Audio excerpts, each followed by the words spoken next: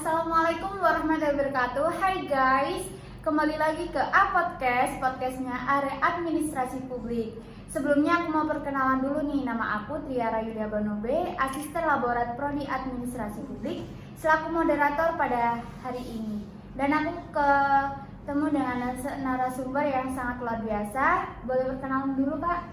Oh ya, Assalamualaikum warahmatullahi wabarakatuh teman-teman.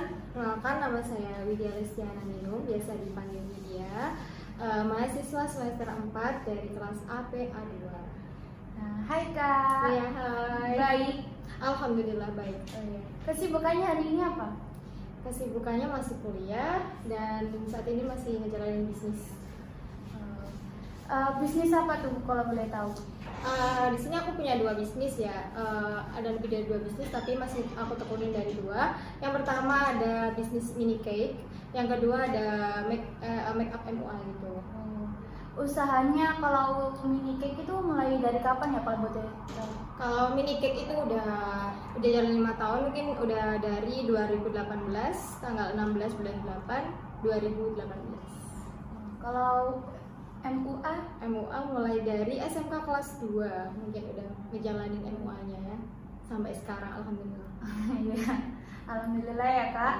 Nah, bagaimana tuh bisa membagi antara mahasiswa menjadi mahasiswa perkuliahan dan organisasi juga ya? Iya, ikut organisasi. Nah, usaha juga bagaimana tuh kayak membagi waktunya, juga ikut kompetisi juga ya Kak? Alhamdulillah ikut, terus mengembangkan diri juga di situ. Iya. Saya jawab ya. Kalau untuk membagi waktu dari menjadi mahasiswa, berbisnis, berkompetisi, dan berorganisasi. Yeah. Nah, saya itu membagi waktu untuk pertama yang bisnis dulu ya. Jadi bisnis saya itu ada beberapa reseller. Jadi saya itu nggak kerja gitu loh. Tapi membagi dulu ke reseller. Yang pertama, kalau saya di Sidoarjo berarti bisnisnya saya berhentiin dulu. Jadi saya open PO dulu. Nanti kalau semisal 1 minggu ke depan saya udah balik ke Magetan lagi, gitu di storekan. Jadi berapa PO-nya nanti storan baru diredikan. Nah, yang kedua ada yang organisasi. Saya ikut organisasi IMM dan menjadi salah satu ketua BISMA, gerakan infak sedekah dari mahasiswa. Begitu. Kalau untuk membagi waktu dari IMM dan BISMA sendiri, jadi kuliah kita kan nggak 24 jam. Nggak hari Senin sampai hari Minggu kan enggak. Iya, jadi buat organisasi itu untuk mengembangkan diri, bukan menjadi salah satu tujuan kita kuliah. Nah, sebagai mahasiswa jangan sampai kita menjadi mahasiswa kupu-kupu. Jadi kembangin diri lewat organisasi. Kita bisa public speaking, kita mengembangkan diri, upgrading diri lewat organisasi tersebut begitu. Kalau untuk kompetisi, nah kalau kompetisi kita tunjukkan bakat kita. Kita punya karya apa, kita punya hobi apa, kita tuangkan ke dalam kompetisi-kompetisi tersebut. Kita bersaing bersama teman-teman di luaran. Jadi jangan dari anak-anak musida aja. Kalau boleh bisa dong keluar dari kandang kita sendiri begitu. Ya, luar biasa ya Kak. Alhamdulillah. Nah, untuk kompetisi-kompetisi nih, apa aja yang udah Kakak kayak ikutin selama di perkuliahan ini? Kalau kompetisi, karena saya hobinya literasi dan menggambar, jadi saya kembangin terus literasi saya. Jadi lewat LCPN itu Lomba Cipta Puisi Nasional. Jadi saya kembangkan bakat saya lewat LCPN tersebut, mulai dari Medan, Jakarta, kemarin Sumatera, dan sampai ke masih di Jawa Timur juga seperti itu. Terus nanti kalau semisal karya saya nanti menang atau ikut kompetisi tersebut mendapat apresiasi dari pihak penerbit, alhamdulillahnya ada beberapa karya saya yang sudah dibukukan se-Indonesia. Alhamdulillah ya Kak. Alhamdulillah. Nah, ngomong-ngomong tadi soal Magetan ya. Iya. Kakak rumahnya Magetan ya? Iya, saya asli dari Magetan. Halo teman-teman yang rumahnya Magetan, Madiun, Ngawi. Hai. Salam kenal. Iya. Kenapa kok bisa memilih kuliah di kampus Umsida Sidoarjo? Iya. Salah satunya karena ada saudara di sini juga, dan salah satunya juga saya ingin keluar dari kandang saya sendiri. Jadi saya ingin mengupgrade teman-teman saya. Jadi jangan teman-teman saya yang ada di Karesidenan Madiun aja nih. Jadi bisa keluar ke Karesidenan atau keluar kota. Jadi melatih kemandirian aja gitu. Kayak challenge ya Kak untuk untuk sendiri, survive diri. Iya. Apa nih keterkaitan usaha Kakak dengan program studi yang Kakak ambil? Oke. Yang pertama itu ada kepemimpinan. kita ada mata kuliah kepemimpinan di administrasi publik. Nah, dari kepemimpinan itu saya terapkan kepada reseller saya. Jadi saya kan punya beberapa reseller. Nah, dari mata kuliah kepemimpinan itu saya tahu jadi harus bertindak apa, harus mengatur apa, strategi apa selanjutnya untuk mengatur bisnis saya sendiri. Jadi jangan sampai bisnis saya itu berhenti atau bahkan tidak akan berjalan lagi. Nah, makanya kalau ada reseller itu kita kembangkan, kita upgrade sendiri, upgrade bareng-bareng begitu lewat dari administrasi publik sendiri. Bagaimana nih awal perjalanan usaha kakak dari awal sampai saat ini, dan apa sih yang menjadi motivasi kakak untuk saat ini? Ya baik, boleh cerita-cerita dulu ya, Iya, ini flashback boleh dulu dong. nih dari 2018. Iya. Jadi awalnya itu saya tuh nggak punya HP, jadi Iya. sulit untuk komunikasi ya. Dulu tuh mungkin HP Android itu paling masih jarang orang punya ya. Nah, pertama kali itu saya dari SMP memberanikan diri terjun ke dunia. Ya mungkin bisnis usaha kecil-kecilan lah. Jadi pertama kali itu saya jualan pisang nugget. Nah, gitu. Jadi saya hilangkanlah rasa malu itu apa malu. Yang penting saya punya di situ ada cuan gitu. Sekali ada cuan kenapa harus malu gitu loh. Kalau kamu malu ya nggak bisa dapet cuan gitu aja. Motivasi pertama itu saya pengen punya HP kayak teman-teman saya gitu aja yang pertama.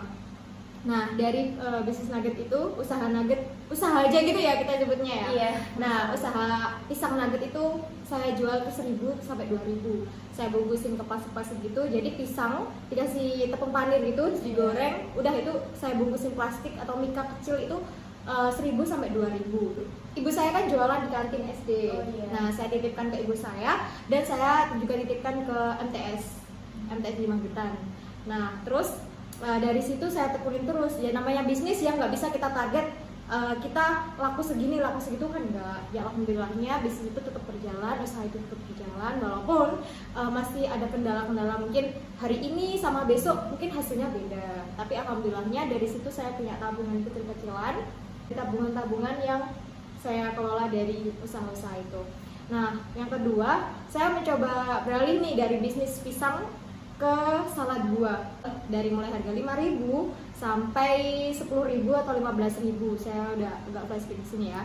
Nah, terus dari bisnis itu dari salad buah itu ternyata targetnya itu jauh lebih besar daripada pisang. Yang harganya 2.000, kita upgrade ke 5.000 ke 10.000. Jadi peminatnya juga Lebih banyak. Iya, lebih banyak dari mulai kalangan SD, SMP, bahkan rumah saya kan deket banget sama yang SMA 1 Barat, nah itu dari Magetan itu. Jadi bisa lah kita promosi lewat SMA tersebut dan MTS juga. Hilangin rasa malu, terus saya coba bisnis ini, usaha ini, ternyata saya juga upgrade diri sendiri. Saya lebih mandiri, lebih yang namanya saya itu sendiri tuh nggak pernah ya kayak minta ke orang tua buat ibu mau minjem uang segini buat jajan, ibu mau ini buat hangout atau keluar sama teman-teman, enggak. Saya nggak pernah kayak gitu, walaupun saya sendiri anak tunggal. Jadi sebisa mungkin kalau saya itu bisa usaha sendiri ya usaha sendiri gitu. Jangan sampai ngerepotin orang tua. Ya kalau bisa kita kasih gitu. Jangan malah kita yang minta gitu. Sebisa mungkin kalau udah saya kepepet ya baru minta gitu. Jadi kalau sebisa mungkin kita harus punya tabungan, harus kita upgrade diri juga. Saya tekunin usaha ini nanti insya Allah atas ridho Allah, ridho orang tua. Semoga bisnis ini tetap berjalan dan buat bantu orang tua saya juga. Amin. Nah, selama usaha nih Kak, apa ada kendala yang dialami Kakak? Boleh diceritain? Oke. Untuk kendala-kendala bisnis saya itu salah satunya yaitu kalau semisal reseller dari luar Jawa lah ya Kak. Jadi semisal dari customer saya dari Medan atau dari Jakarta bahkan atau dari Jogja pun yang masih lingkup Jawa itu susah kalau kita mau ngirim. Misal kita cake ya, mini cake itu kan rawan sekali sama yang namanya Kayak rentan kan? namanya rentan, tergores sedikit aja nanti udah dekorasinya udah motifnya nanti udah dari sampai ke customer itu udah hancur mungkin. Nah terus untuk menghindari itu jadi kita buat yang motif mentahan dulu. Jadi polosan gitu cake-nya, nanti untuk krim-krimnya kita pakai yang terpisah gitu. Jadi sampai ke customer biar reseller yang berkreasi sendiri gitu. Berarti cake-nya itu bisa di custom untuk dekor sendiri ya Kak? Iya bisa banget dong. Nah, kendala dalam MUA apa aja Kak kalau boleh tahu? Kalau Itu tadi kan tentang cake ya. Iya, Kalau MUA mungkin ada salah satu yang masih menjadi kendala ya. Mungkin ada banyak orang yang kalau MUA itu kan apa ya, kesukaan orang-orang sendiri. Iya. Punya apa ya, kayak aku sukanya sama ini, aku sukanya sama itu. Bahkan ada orang yang masih menghujat, masih gini. Itu nggak apa-apa. Namanya berbisnis itu pasti ada orang yang nggak suka. Iya. Bahkan masih ada yang bilang ABCD di belakang. Itu nggak apa-apa. Kita buktikan kalau kita itu mampu, kita itu bisa. Benar-benar. Kalau omongan orang kayak gitu, kita harus lawan. Jangan malah dipendem, malah jangan jadi frustasi, malah jadi depresi gitu. Kita tunjukkan malah ini loh, saya bisa. Kalau saya bisa, kenapa kalian malah menghujat? Buktikan kalau kalian itu juga bisa, jangan menghujat gitu. Nah, betul banget Kak. Jadi kesannya kayak jangan malu ya Kak untuk Iya. memulai yang baru. Jangan malu untuk Memulai memulai yang baru. bisnis. Sebenarnya ini teman-teman yang masih lihat nih ya, ini sebenarnya punya kok Keinginan. iya, potensi buat berbisnis, potensi buat berkarya itu masih bisa, cuma malu dan nggak mau upgrade diri. Iya. Jadi teman-teman yang lagi lihat nih, halo. Jadi kalian ya jangan malu-malu, tunjukin kalian tuh bisa, kalian juga bisa upgrade diri, kalian bisa buka usaha mulai dari apapun yang kalian mulai hari itu juga. Jadi kalau bisnis pertama kecil itu memang mungkin nggak ada yang beli, mungkin buang-buang paketan, buang paket data atau apapun, terus capek nanti malah kuliahnya yang kalian enggak. Jadi kalian harus bisa mengatur waktu juga, terus kalian juga harus tetap semangat dan optimis, pantang menyerah itu kuncinya ya. Kamu masih muda ya Kak? Iya, aku masih muda juga. Iya. Mending Sarah di usia muda daripada Sarah di usia tua. Iya. Belajar juga memanajemen waktu ya. Itu pasti belajar di administrasi publik. Iya pastinya. Apa ada pesan dan pesan untuk teman-teman semua yang telah mendengarkan dan menonton nih? Ya, kalau teman-teman di sini yang punya bakat atau yang malu mengembangkan bakat, ini ada salah satu quotes dari Ali bin Abi Thalib. Kalau kalian punya karya, mari kembangkan. Salah satunya literasi. Mari mengembangkan literasi kalian, tulis karya-karya kalian selama masih hidup. Sebab penulis itu akan mati, tapi tidak dengan karyanya. Dan salah satu lagi adalah kesuksesan. Kalian harus percaya kalau kita akan sukses ya. Allah itu tidak akan tidur. Allah itu akan memberikan satu-satunya atau bahkan semua dari makhluknya itu adalah kesuksesan. Buktinya Allah itu bisa memisahkan antara air laut dan air sungai kan menjadi satu dengan segampang itu dan semudah itu. Terus mengapa kita harus tidak percaya dengan diri kita sendiri? Maka kesuksesan itu adalah iman, yaitu percaya, baru kita akan sukses ke depannya. Wah, luar biasa. Terima kasih ya Kak sudah Iya. meluangkan waktunya ke Podcast. Iya, sama-sama. Kita akhiri dulu. Wassalamualaikum warahmatullahi wabarakatuh. Dadah.